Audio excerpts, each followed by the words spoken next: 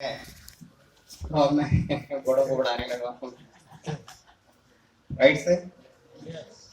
आज आप लोग मेरी क्लास के स्टूडेंट हैं। और हर टीचर ये चाहता है, क्या चाहता है, उसका बच्चा पढ़ाया हुआ जो है वो टॉप करे, है ना, A1 गस्टेड ऑफिसर बने, IAS बने, IPS बने, यही चाहता है। लेकिन मैं चाहता हूँ कि आप सब लोग डायमंड बने।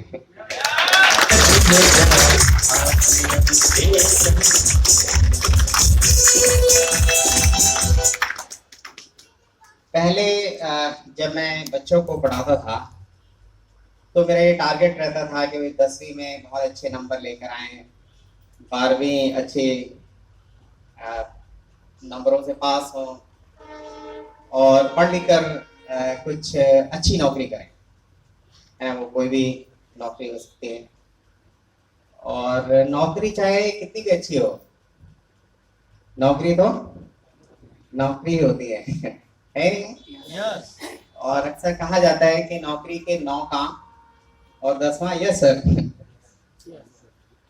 अगर ना सर कर दिया ना तो कहेंगे बेटा कल से कहीं और देख लेना। नहीं होता, नहीं होता है। नौकरी के 9 काम, 10वां यस सर। और हालांकि देखिए, मैं क्रिटिसाइज नहीं कर रहा हूँ, बुराई नहीं कर रहा हूँ, हर चीज अपनी अपनी जगह पर ठीक होती है। वक्त और हालात और परिस्थिति के हिसाब से हर चीज की अपनी अपनी अहमियत होती है। मैं किसी को डाउनग्रेड नहीं कर रहा हूँ, लेकिन मैं लोगों को समझाने के लिए मैं बात करता हूँ ताकि उसको दिल पे लगे और उसको मेरी बात समझ में आ जाए। ठीक है। तो जैसे डॉक्टर इंजेक्शन लगाता है ना, लगाता है, मीठा मीठा होता है, दर्द होता है। इंटेंशन क्या होता है, मकसद क्या होता है? उसको दर्द पहुंचाना होता है, उसको ठीक करना होता है, उसको ठीक करना होता है। तो कई बार मेरे कुछ शब्द तीखे होते हैं, कड़वे होते हैं, और मैं जान के कहता हूँ उसको ताकि उसके दिल पे लगे और वो मेरी बात असर करे और उसको आर्सन समझ में आ जाए। ठीक है। तो आप मेरी बातों को अदरवाइज मत दीजिए। अगर आपके दिल पे लगे तो मैं समझूंगा कि मेरा आना है बरेली में सफल हो गया। तो जो लोग नौकरी करते हैं उनको कुछ अलग अलग नामों से मैं ताबिर करता हूँ। उनको मैं कहता हूँ भाई गुलामी ठीक चल रही है, भाई गुलामी तो है क्या है। ठीक है। कई बार मैं उनको बोलता हूँ कि भाई संडे वाले पापा ठीक है।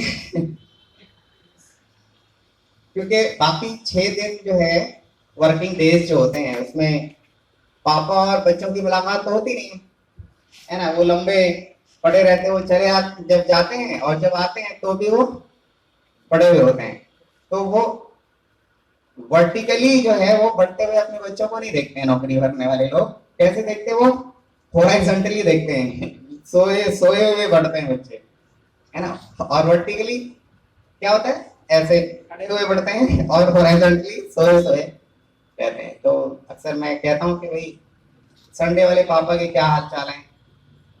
दरअसल मुझे ये उनको समझाना होता है कि नौकरी जब आप करते हैं तो किसी न किसी की आप अंडर काम करते हैं और अंडर प्रेशर काम करते हैं, उसके हुक्मों के गुलाम होते हैं। होते नहीं होते हैं? वो जैसा कहते हैं वैसा आपको करना पड़ता है। अगर आप नहीं करेंगे तो आप नौकरी नहीं कर पाएंगे। अक्सर वो इस तरह से देखा जाता है कि आपको करना ही पड़ेगा। आपके बॉस के हुक्मों की तामील आपको बजा लानी ही पड़ेगी, उसके अलावा कोई दूसरा चारा नहीं है।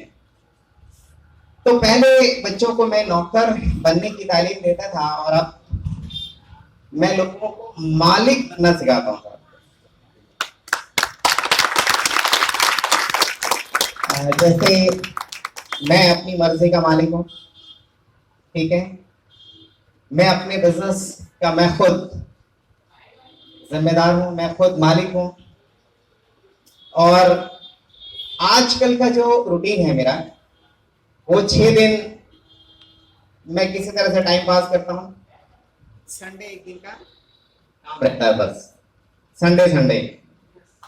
बाकी 6 दिन मैं कहीं जिम में टाइम पास करता हूँ या फिर कहीं इधर उधर मिलने जुलने, लोगों से मुलाकात करने, में, क्योंकि घर पे बैठे बैठे भी आदमी बोर हो जाता है, तो इस तरह से मैं टाइम पास करता हूँ। तो मैं अपनी मर्जी का मालिक हूँ। इस टाइम जिसे कहते हैं टाइम फ्रीडम और फाइनेंशियल फ्रीडम। टाइम फ्रीडम मतलब टाइम इतना हो आपके पास कि आप लाइफ को एंजॉय कर सकें। तो भरपूर टाइम है, 6 दिन का टाइम है, संडे वर्किंग है, तो पूरा टाइम हो गया जी। और अभी लॉकडाउन ने तो ऐसा कर दिया कि वो पूरे 1 साल का रेस्ट दे दिया। मेरी लास्ट मीटिंग जो हुई थी वो बांग्लादेश बॉर्डर पे हुई थी। बांग्लादेश का जो बॉर्डर है उस पर पूरी आपकी टीम है। तो लास्ट मेरी वहाँ मीटिंग थी, और वहां से जब मैं आया 20 या 21 में मार्च, लास्ट पिछले साल की बात कर रहा हूँ, 22 तारीख से लॉकडाउन लग गया था, और 22 मार्च से लेकर अब ये दोबारा मार्च आ गया, पूरा 1 साल कंप्लीट। ये मेरी पहली मीटिंग है। हम दोबारा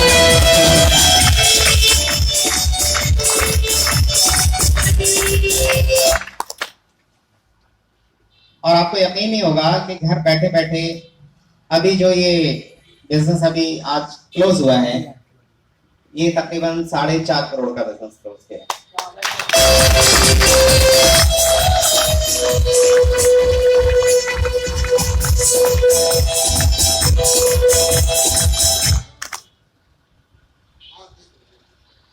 आप लोग भी ऐसा करना चाहते हैं? देखिए, इसको बोलते हैं टाइम फ्रीडम, मतलब समय की स्वतंत्रता, वक्त की आजादी। और अगर मैं फाइनेंशियल फ्रीडम की बात करूं दोस्तों, तो पैसा इतना आता है कि हिसाब किताब लगाने के लिए सीए जो है अपॉइंट करना पड़ जाता है। Right sir? ये सिर्फ और सिर्फ आरसी बिजनेस में होता है। क्या आप लोग को भी चाहिए ऐसा? और देखिए, अभी ये तो बस शुरुआत है।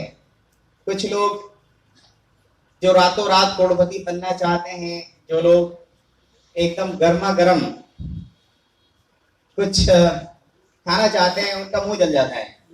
जलता है जी? ऐसा थोड़ा आगे आ जाए तो ज्यादा अच्छा है यार, क्यों पीछे आपस में बातें कर रहे हो भाई साहब, प्लीज यार। Right sir? देखिए, अगर आपको सिर्फ अपनी जिंदगी बनानी है और साथ साथ बहुत सारे लोगों की मदद करनी है, लाखों लोगों की जिंदगियों में अगर आप अपना कुछ हिस्सा बनना चाहते हो, तो आप बिल्कुल सही जगह पे आए।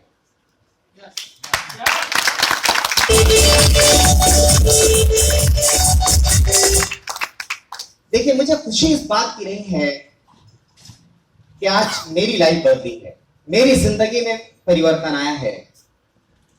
मेरे पास आज गाड़ी बंगला, दिल्ली जैसे शहर में ऐशो आराम की जिंदगी, फाइनेंशियल फ्रीडम, टाइम फ्रीडम, जो मैं चाहता हूं वो मैं कर सकता हूं। इस बात की मुझे खुशी नहीं है दोस्तों। मुझे इस बात की भी खुशी नहीं है कि लाखों लोग मुझे फॉलो करते हैं, मुझे ऐसे रोल मॉडल मानते हैं। दोस्तों, खुशी मुझे इस बात की है कि उस परमपिता परमेश्वर ने, अल्लाह ने, वाहिगुरु गॉड, जिस नाम से भी उसे आप पुकारते हैं, उसने मुझे जरिया बनाया, उसने मुझे माध्यम बनाया कि लाखों लोगों की जिंदगियों को बदलने में एक छोटा सा, एक मात्र, एक चिंगारी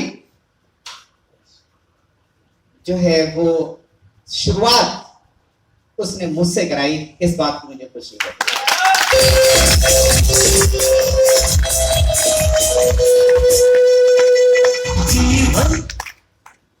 और मुझे ये बताते हुए फख्र हो रहा है, गर्व हो रहा है कि मेरी टीम कश्मीर से लेकर कन्याकुमारी तक और कच्छ से लेकर काजीरंगा तक पूरे हिंदुस्तान के अंदर मेरी टीम है।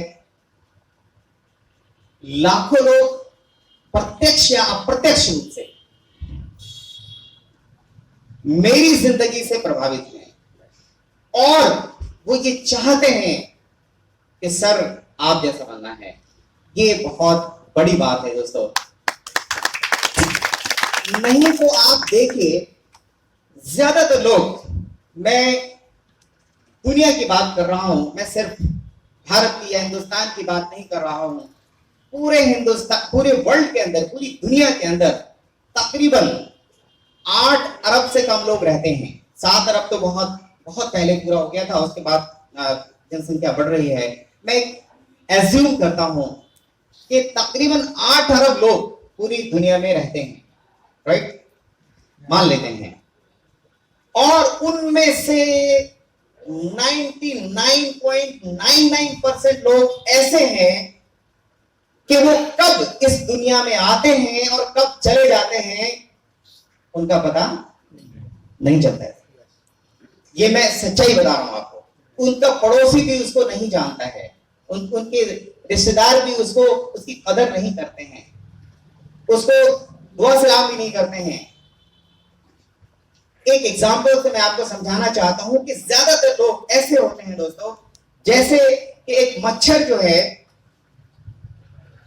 वो भिनभिनाता हुआ आया और एक बैल के सींग पर बैठ गया और थोड़ी देर उसने विश्राम किया, आराम किया, और वो वहां से उड़कर जाने लगा।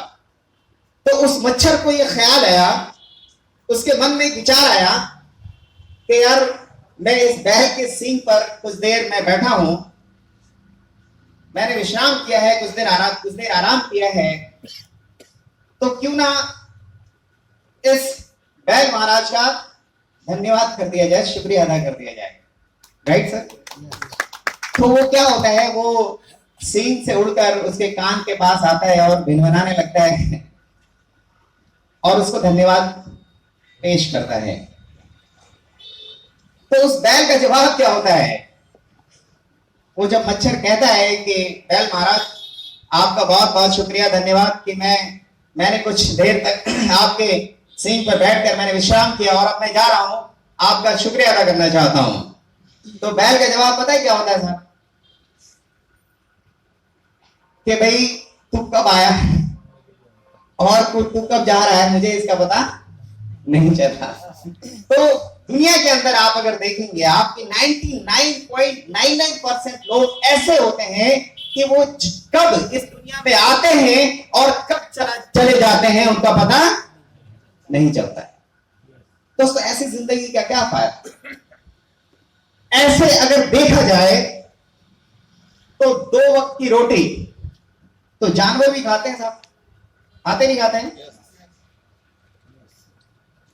उस परम पिता परमेश्वर अल्लाह की बहुत बड़ी लीला है, बहुत बड़ी, एक तरह से मैं कहता हूं कि एक बहुत बड़ा चमत्कार है, ये मिरेकल है कि दुनिया के अंदर पता नहीं कितने जीव जंतु, चरिंदे परिंदे, इतने सारे जो है पता नहीं गिनती नहीं, अनगिनत तरह के जो है जानवर जीव जंतु हैं, हाथी और व्हेल, मछली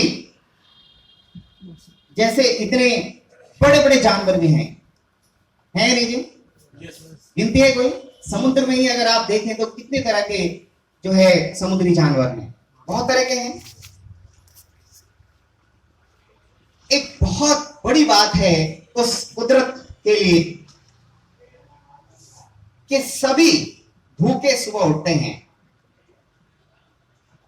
कोई काम करे चाहे ना करे, कोई भूखे पेट सोता नहीं है। सहमत है मेरी बात से आप? हाथी कोई काम करता है क्या? आपने देखा है किसी ऑफिस में कंप्यूटर चलाते हुए हाथी? नहीं देखा। व्हेल मछली कितनी बड़ी होती है व्हेल मछली, कितना खाना खाती है वो, कौन खिलाता है उसको साहब? कौन खिलाता है?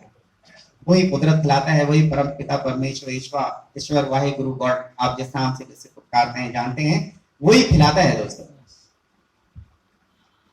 ये बहुत बड़ी लीला है उसकी। तो कहने का मकसद ये है मेरा दोस्तों कि जानवर में और इंसान में क्या फर्क है। वो भी अपनी जीवन गुजारते हैं, वो भी भोजन करते हैं, वो भी खाते पीते हैं, वो भी इस दुनिया में आते हैं और फिर चले जाते हैं। उनमें और हम में, हम मनुष्यों में, हम इंसानों में क्या फर्क है। फर्क आर्ट्स एंड बिजनेस में आकर समझ में आता है दोस्तों कि इंसान सिर्फ इसलिए नहीं बनाया गया, इसलिए नहीं पैदा किया गया कि बड़े होना है, भी बच्चों को पढ़ाना लिखाना है, उनकी जिम्मेदारी पूरी करनी है, बस खत्म।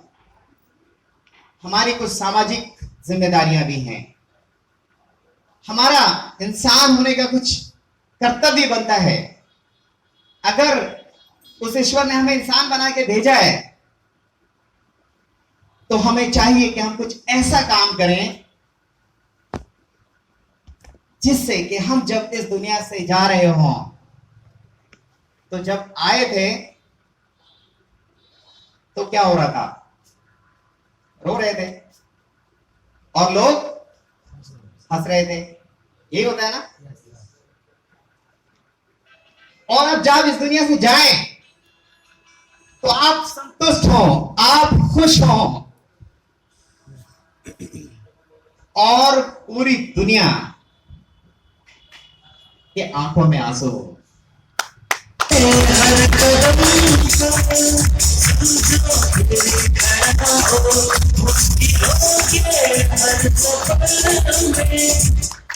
तब तो आपके इस इंसान होने का आपने फर्ज अदा किया, नहीं तो कब आए कब चले गए पता ही नहीं चला।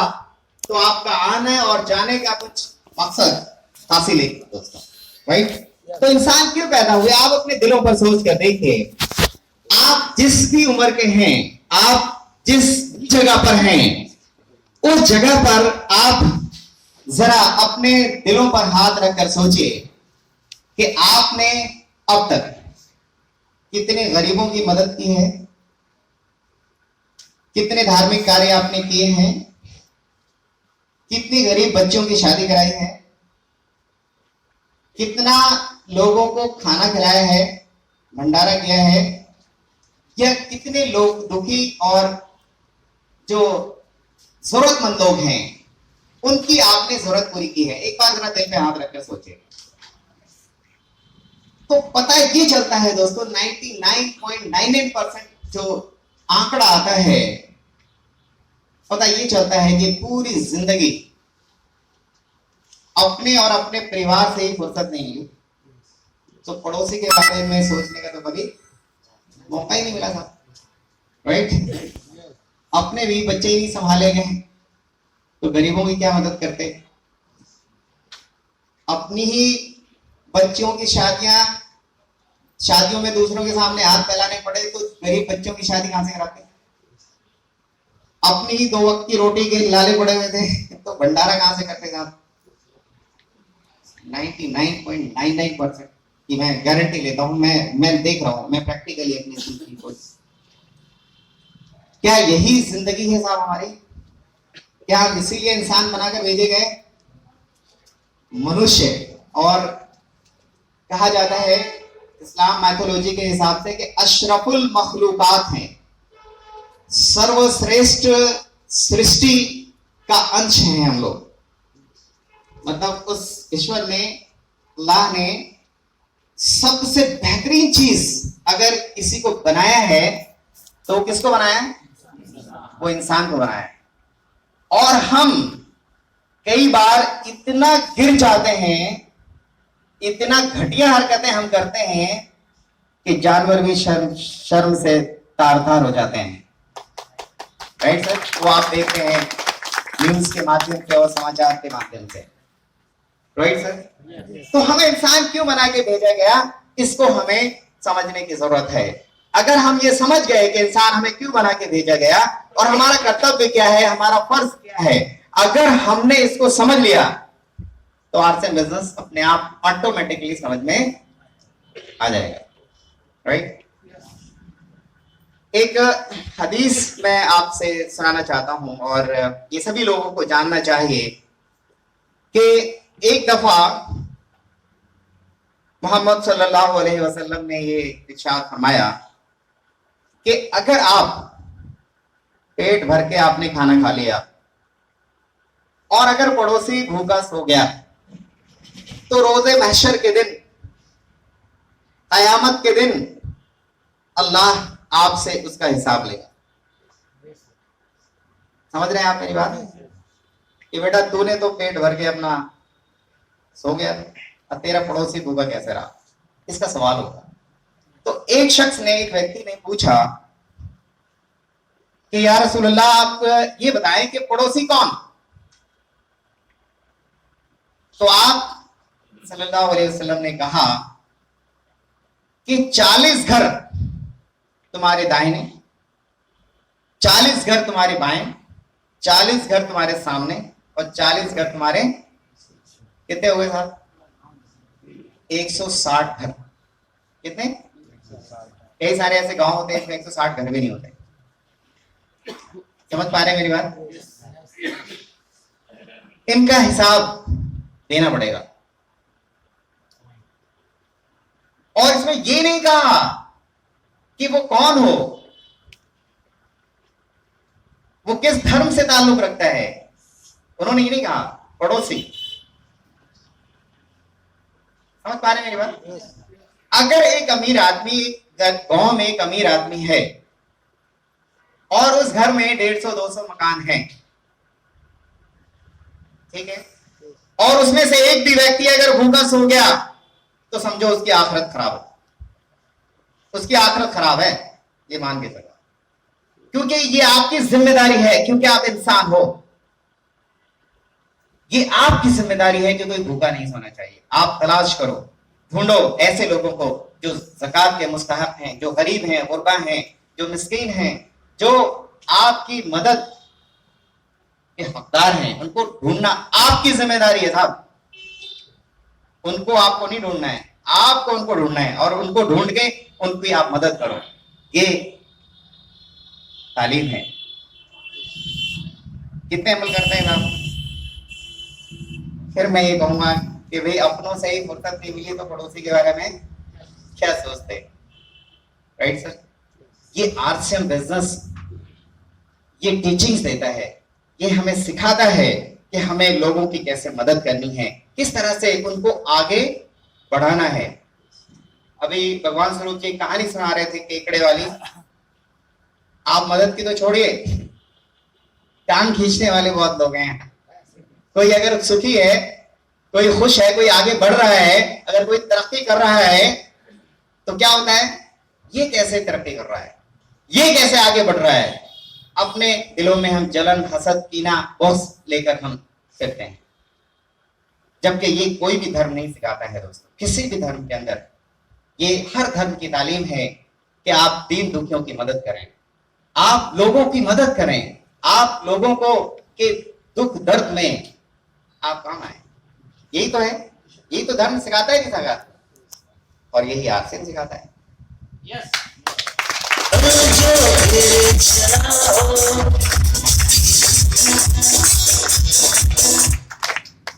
एक जगह मैं मीटिंग ले रहा था तो एक साहब ने मुझसे पूछा कि भाई ये कौन से बाबा का सत्संग चल रहा है?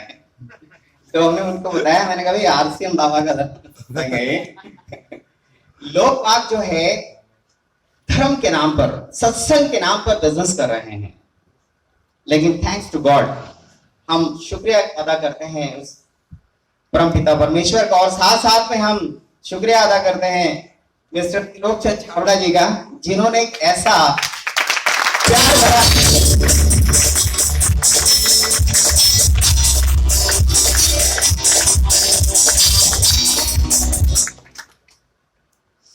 ये बिजनेस नहीं, सत्संग है साहब। इसमें लोगों को ही नहीं जोड़ते हैं, हम लोगों के दिलों को भी जोड़ते हैं। Right sir? हम लोगों से नफरत करना नहीं सिखाते, हम लोगों को प्यार करना सिखाते हैं। और अगर वाकई नेता लोगों के भाषण में तो बहुत आप सुने होंगे, वो कहते कुछ है करते कुछ है, अंदर कुछ रहता है उनके, बाहर कुछ आता है। लेकिन अगर वास्तविकता में अगर आप दिल चीर के देखेंगे ना किसी भी आरसीएम के कामयाब लीडर का, तो उसमें प्यार के अलावा आपको कुछ नहीं मिलेगा।